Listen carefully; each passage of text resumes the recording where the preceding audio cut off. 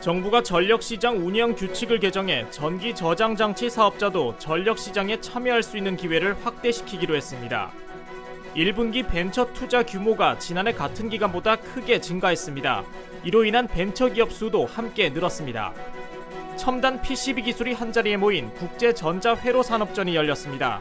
국내 PCB 산업은 생산 규모에서 세계 3위를 달리며 성장을 계속하고 있습니다.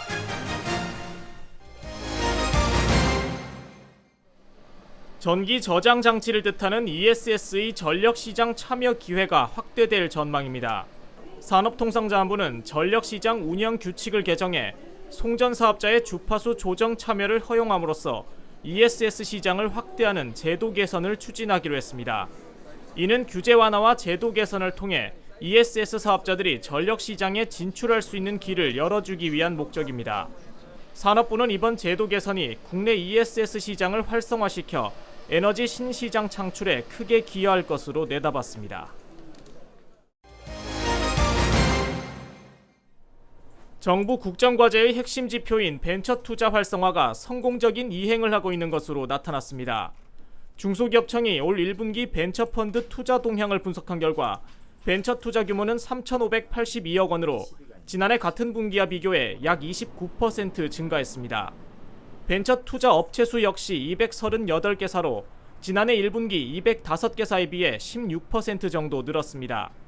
중기청은 이러한 추세가 계속될 경우 정부가 목표로 하는 벤처 투자 사상 최고치 기록도 경신할 수 있을 것으로 전망했습니다.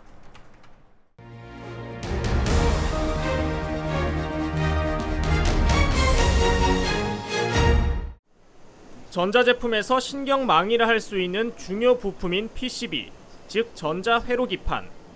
절연판에 구리 등의 도체를 입히고 전기적 신호를 전달할 수 있도록 기판 표면에 패턴을 형성해 전자부품을 탑재하는 것입니다. 12번째로 열린 국제전자회로산업전은 우리나라 PCB 산업 경쟁력을 높이고 선진 기술을 공유하기 위한 자리입니다. 15개 국가에서 250여 개 기업이 참가해 PCB 산업에 대한 기술 교류와 정보 공유의 장이 마련됐습니다. 지난해 전 세계 PCB 생산은 573억 달러 규모, 이 중 우리나라는 83억 달러, 우리 돈 9조 3천억 원 규모를 생산하며 대만과 일본에 이어 세계 3위에 올라 있습니다.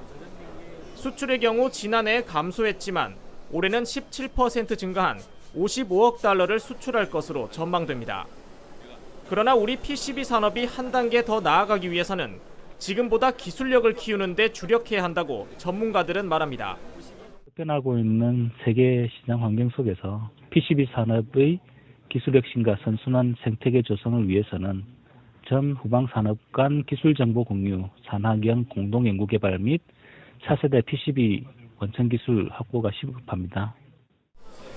이런 가운데 올해 국내 PCB 생산은 모바일 기기와 네트워크용 기판 중심의 생산 증가로 지난해보다 약 8% 성장한 10조 원을 돌파할 전망입니다.